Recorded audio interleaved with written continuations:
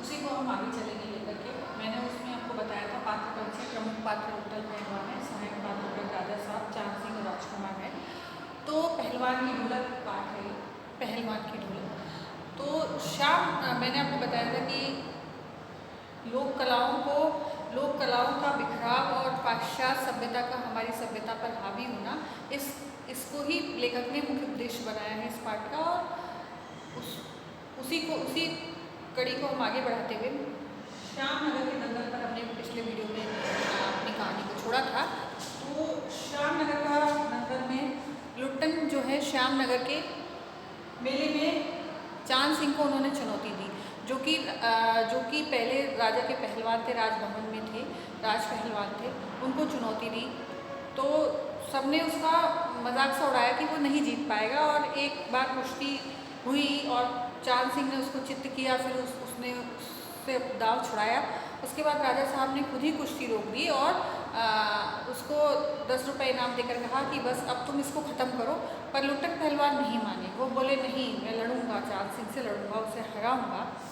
बहुत सबने मना किया, पर अंत में राजा साहब ने इजाज़त दे दी और वो चांद सिंह से लड़ा और चांद सिंह को मेले में चुनौती दी और चांद सिंह से लड़े। चांद सिंह से लड़ने के समय उनकी ढोलक ही गुरु रही। ढोल जो बज रहा था वो ही उन्हें लगा कि बस ढोलक ही उन्हें निर्देश दे रही है कि अब तुम्हें दाव छोड़ना है, अब तुम्हें दाव पकड़ना है, अब तुम्हें बाहर निकलना है, अब तुम्हें पछाड़ना है।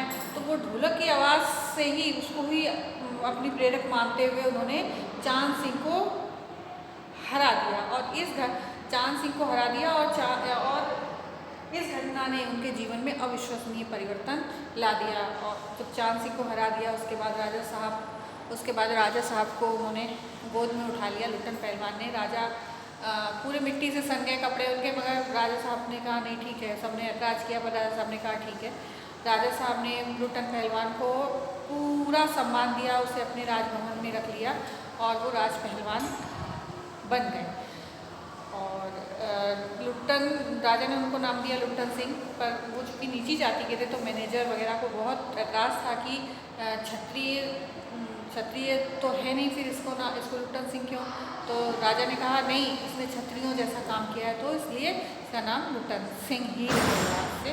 तो इस तरह वो राजा के भवन में चले गए और इस घटना ने उनके जीवन में अविश्वसनीय परिवर्तन ला दिया। राजभवन में रहने चले गए। राजभवन में लुट्टन की जो दिनचर्या थी बहुत अच्छी दिनचर्या थी, खाते पीते थे अच्छा खाने को और पहलवानी का पूरा अभ्यास करते रहते थे। जब मेले का आयोजन होता था तो मेलों में वे लंबा सा चौंगा पहन करके पगड़ी बांध करके घूमते रहते थे। कोई भी उनसे लड़ने की हिम्मत नहीं करता था।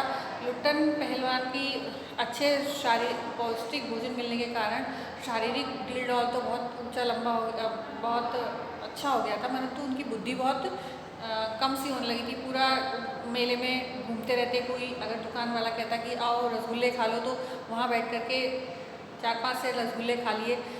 और इसी तरह उनका जीवन बीतता रहा। उनकी सास स्वर्ग सिधार गई, उनकी पत्नी भी 2 पहलवान बेटों को जन्म दे करके स्वर्ग चली गई और वे दोनों पहलवान बेटों को पहलवानी की शिक्षा देते और उन्हें बताते कैसे मालिक को खुश रखना है, कैसे सेवा करनी है और कैसे पहलवानी के दाव चलने हैं। पूरी शिक्षा उनको लुट्टन पहलवान देते।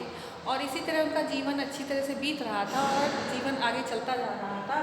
तभी अचानक से एक वज्रपात सा हुआ उनके ऊपर। राजा साहब का स्वर्ग सिधारना। राजा साहब वृद्ध थे और पहलवानी के शौकीन थे, वे स्वर्ग सिधार गए और राजा की जगह विलायत से राजकुमार आए। उन्होंने पूरे राजपाट को संभाला और उन्होंने कई तरह के परिवर्तन किए। जो चीज़ थोड़ी सी थम सी गई थी उसमें तेज़ी आ गई थी, प्रगति आ गई। कई परिवर्तन उन्होंने किए और उसी एक परिवर्तन में ये परिवर्तन भी किया कि उन्होंने पहलवान का जब खर्चा सुना तो बोले नहीं बहुत ज़्यादा है ये, और उन्होंने पहलवान को राजभवन से जाने के लिए कह दिया। और इस तरह से लुट्टन पहलवान को राजभवन से आना पड़ा और जो उन्होंने अपने बच्चों को पहलवानी सिखाकर आगे राजभवन में पहलवान का पद दिलाने का सोचा था वो नहीं हो पाया और लुट्टन पहलवान अपने दोनों बच्चों को लेकर के राजभवन से वापस गाँव आ गए।